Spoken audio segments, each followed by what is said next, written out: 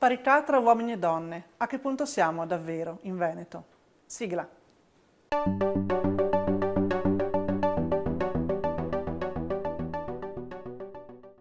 Benvenuti e benvenute alla prima puntata di Pari o Dispari.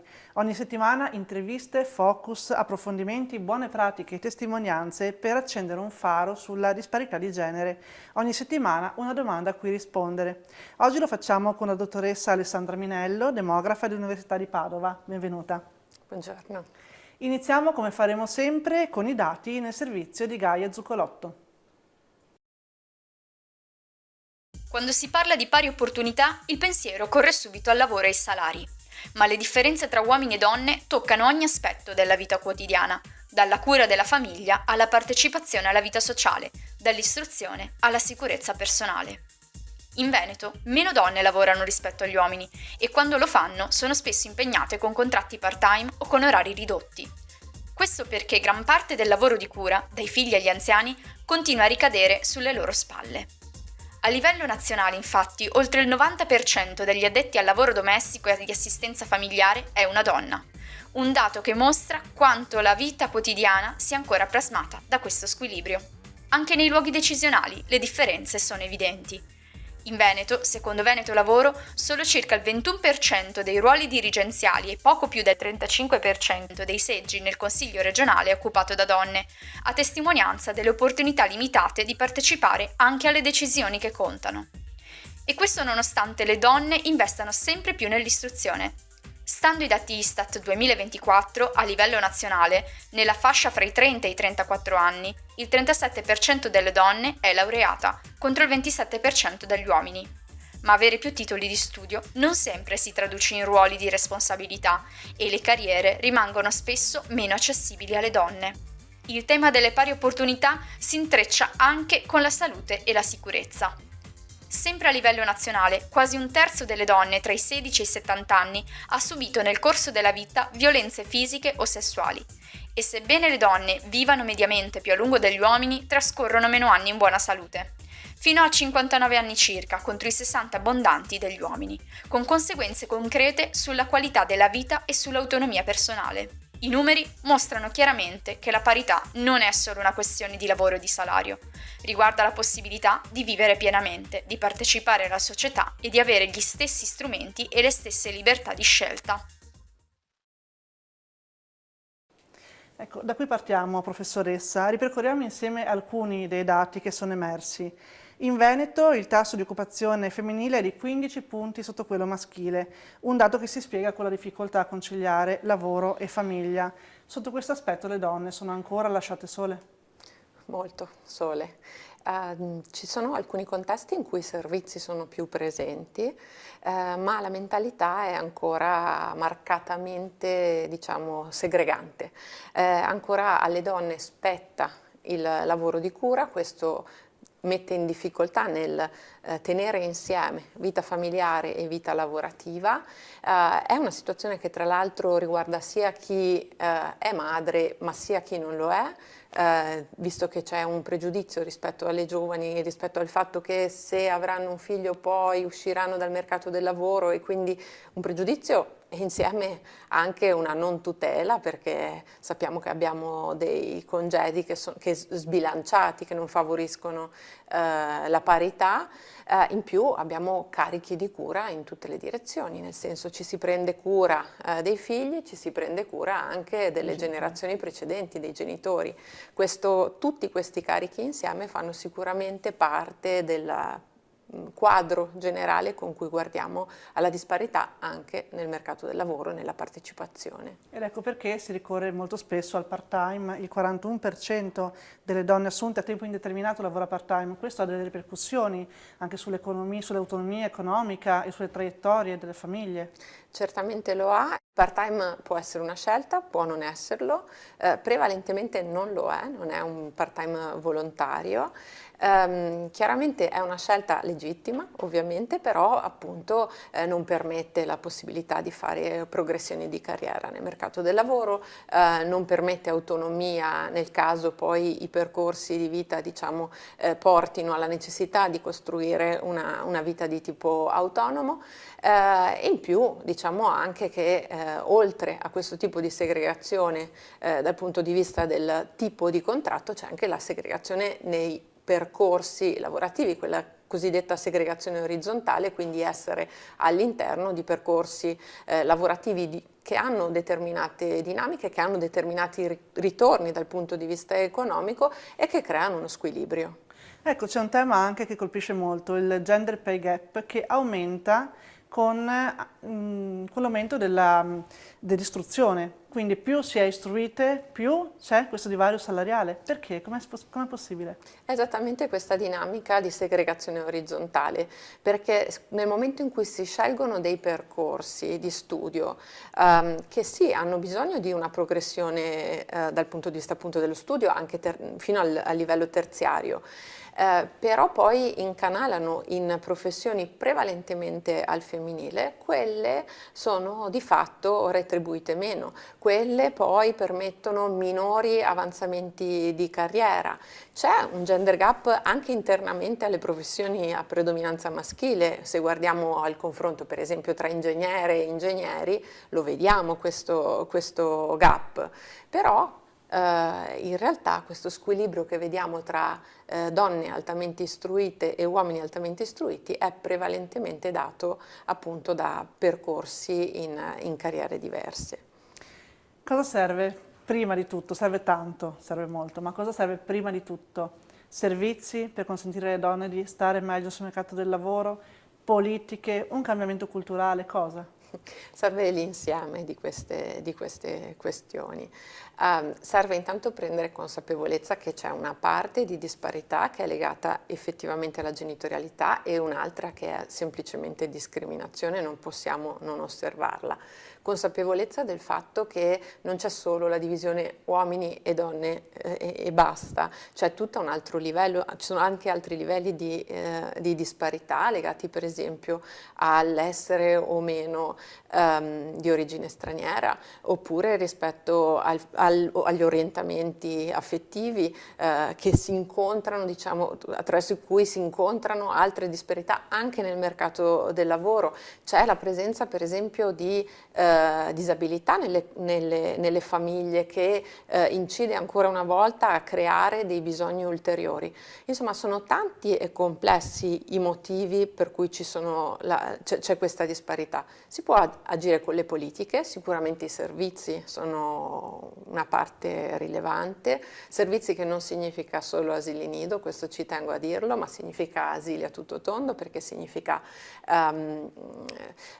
lavorare per esempio su tutto il percorso di istruzione dei figli, significa pensare a tutto il sistema di assistenza e di cura, significa uscire dalla segregazione in alcune professioni che sono meno valutate economicamente, valorizzare invece quelle professioni, penso appunto di nuovo alle professioni di cura, significa lavorare molto a livello culturale.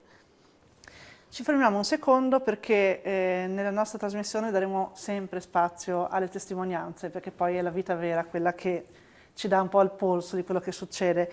Noi abbiamo chiesto nei giorni scorsi, attraverso i social di Ultima Ora Live, appunto di raccontarci storie di ordinaria parità o disparità, non per forza cose negative, anzi, magari se sono positive. Una di quelle che abbiamo selezionato purtroppo positiva non è, ed è una storia in cui molte si riconosceranno. Ve la leggo. Buongiorno, scrivo per condividere una situazione che negli ultimi mesi mi sta pesando più del solito, da mamma lavoratrice. Sto cercando di gestire al meglio le mie responsabilità lavorative insieme agli impegni familiari, ma spesso è difficile. La scorsa settimana, ad esempio, ho dovuto rinunciare a partecipare a una riunione importante perché l'asilo ha chiamato all'ultimo. Mio figlio non stava bene e dovevo andarlo a prendere. Non avendo nessuno che potesse andare, ho dovuto avvisare al lavoro, ma ho percepito un chiaro fastidio, come se stessi mancando, tra virgolette, a un dovere. È una sensazione che purtroppo conosco bene. Quando è un padre a doversi assentare per motivi familiari, spesso viene visto come un gesto apprezzabile di responsabilità. Quando lo fa una madre, Sembra quasi una mancanza di professionalità. Non cerco giustificazioni né trattamenti speciali, ma credo sia importante riconoscere che conciliare lavoro e famiglia richiede flessibilità e comprensione reciproca e che questo non dovrebbe mai mettere in discussione il valore o l'impegno di una persona. Ecco, una storia di ordinarie disparità, ce ne sono tante così, e ancora adesso la flessibilità che viene chiesta per la gestione è un'utopia. Questa lettera ci parla di tante cose. Ci parla, per esempio, del bisogno di uscire dall'ottica della cura non paritaria e entrare nell'ottica invece della condivisione della cura, quindi che sia più paritaria possibile, in modo che ci sia un cambiamento interno alle famiglie, ma anche un segnale di cambiamento all'esterno.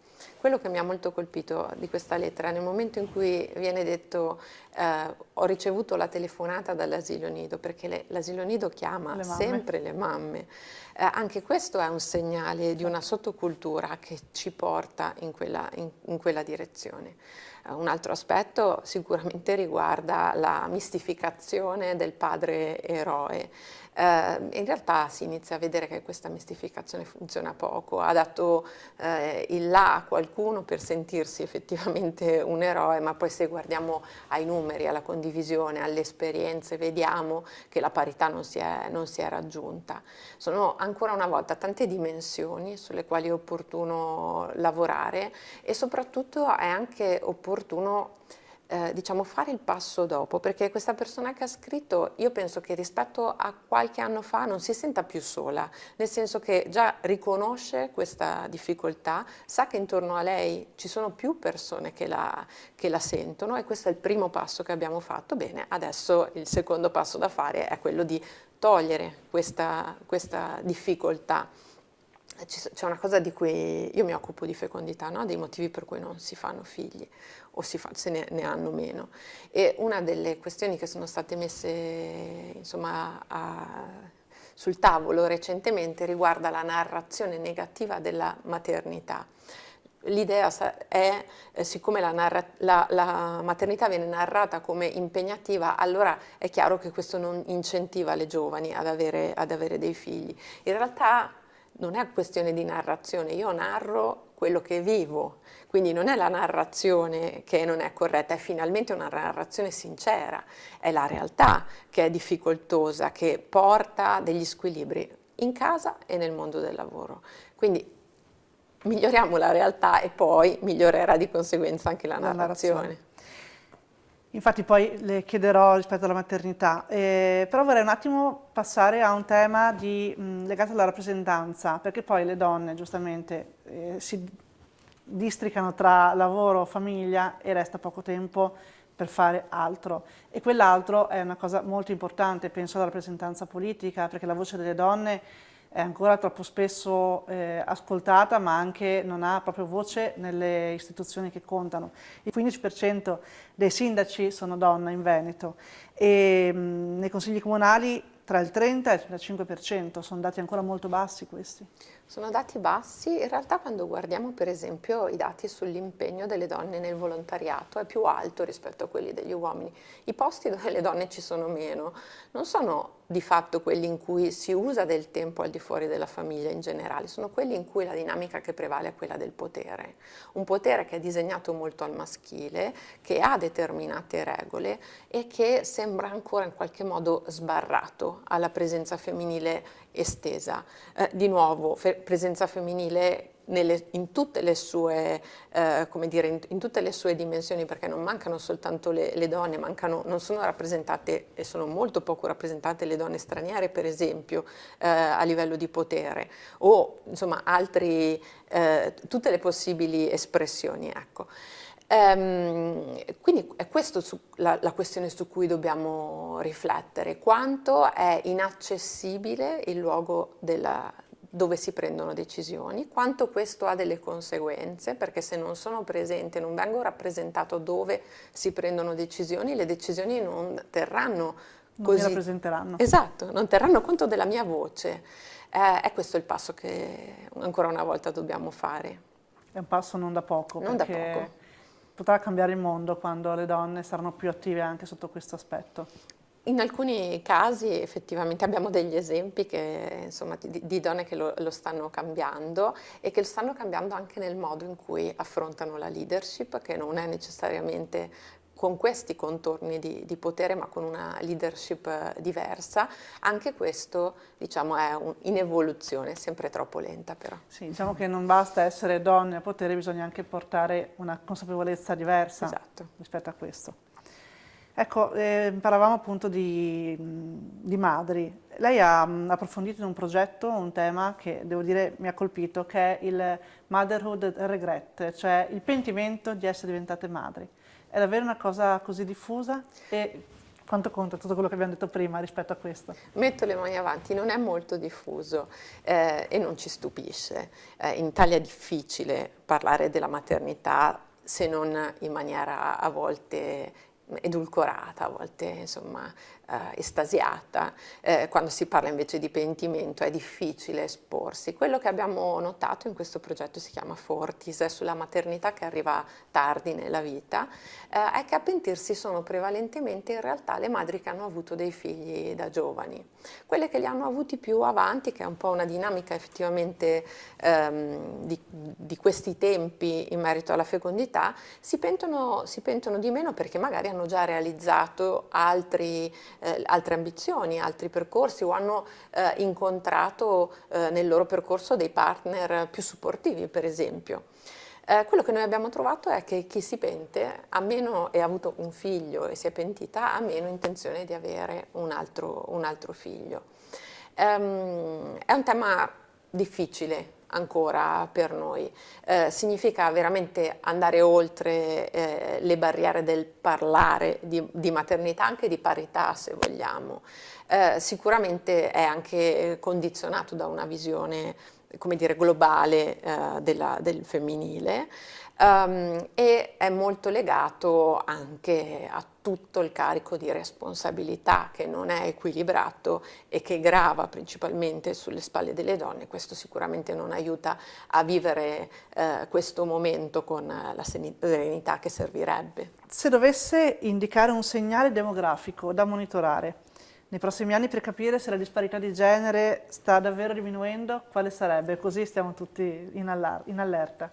Non farò contente tante persone, ma in realtà si inizia a vedere la parità attraverso le scelte riproduttive, il fatto di non vedere necessariamente la genitorialità come parte del proprio percorso di vita, in qualche modo equilibra ciò che avviene al maschile e al femminile.